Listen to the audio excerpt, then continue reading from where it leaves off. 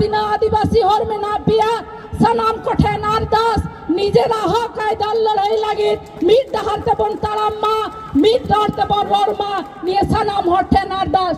আমরা পশ্চিমবঙ্গের বিভিন্ন প্রান্তে 24টা সম্প্রদায়ের আদিবাসী সম্প্রদায়ের মানুষ আছি, তার মধ্যে আমি একজন সাঁওতাল সম্প্রদায়ের মানুষ।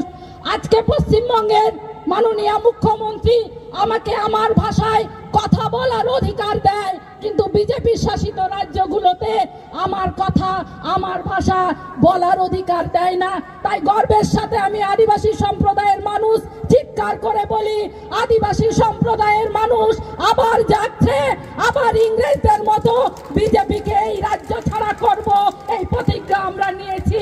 এই এলাকার প্রত্যেকটা মানুষকে বলবো, আপনারাও প্রতিজ্ঞা দিন, একটাও ভোট বিজেপিকে যেন না দেওয়া হয়, একটাও ঝান্ডা যেন বিজেপির এই এলাকায় দেখতে না পায়। শুধু পশ্চিমবঙ্গের নয়, দিল্লি থেকে যেদিন তাড়াবো আমরা সেদিন চুপ করে বসবো। এই অঙ্গীকার সবার উদ্দেশ্যে বলতে চাই।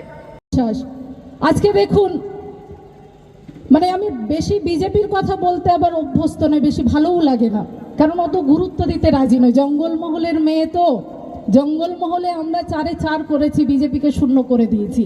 তাই আমরা জঙ্গলমহলের মানুষ বিজেপিকে গুরুত্ব দিতে রাজি নই।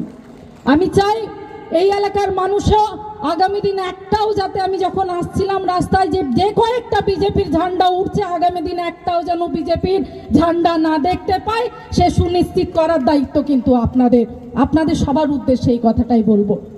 আজকে